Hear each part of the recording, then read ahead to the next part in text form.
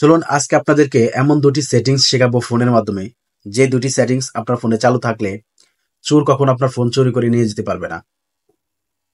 চোর যদি আপনার ফোনটা চুরি করে নিয়ে যায়, আপনি অতি সহজেই আপনার ফোনটা খুঁজে বের করতে পারবেন। সো কথা না বাড়িয়ে চলুন মূল কাজে চলে যাই।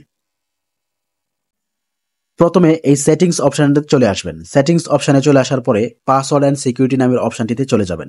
সো সেখানে যাওয়ার পরে ফাইন্ড মাই ডিভাইস এই অপশনটি খুঁজে বের করবেন এবং সেখানে গিয়ে দেখবেন লেখা আছে নিচে turn on find my device so you can find lock or reset this device if it is lost. যদি আপনার ফোনটি হারিয়ে যায় বা চুরি হয়ে যায়, সেক্ষেত্রে আপনার ফোনের লোকেশনটা কিভাবে খুঁজে বের করবেন। সো আপনার ফোনটা এক্সাক্ট লোকেশন আপনার খুঁজে পেতে আপনাকে এই ডিভাইসটা চালু করে রাখতে হবে। যদি আপনার ফোন অফ থাকে বা সিম কার্ড খুলে ফেলে, তারপর আপনি আপনার ফোনের লোকেশনটা এখান থেকে ট্র্যাক করতে পারবেন।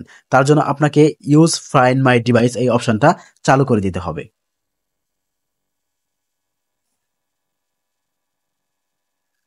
সো আমি এখানে আমার এই অপশনটা চালু করে দিচ্ছি। চালু করে দেওয়ার পরে এখানে এটার কাজ শেষ, আর কিছু করতে হবে না। সো এখান থেকে ভেগে যাবেন আর দ্বিতীয় অপশনটা আপনাদেরকে দেখাবো। দ্বিতীয় অপশনটার জন্য আপনাকে এখান থেকে একটু পিছনে যেতে হবে। সো বেঁকে আসার পরে আহ, এখানে দেখবেন প্রাইভেসি নামের একটি অপশন আছে। সো এই প্রাইভেসি অপশনে আপনি যাবেন। প্রাইভেসি অপশনে যাওয়ার পরে একটু নিচে যেতে হবে।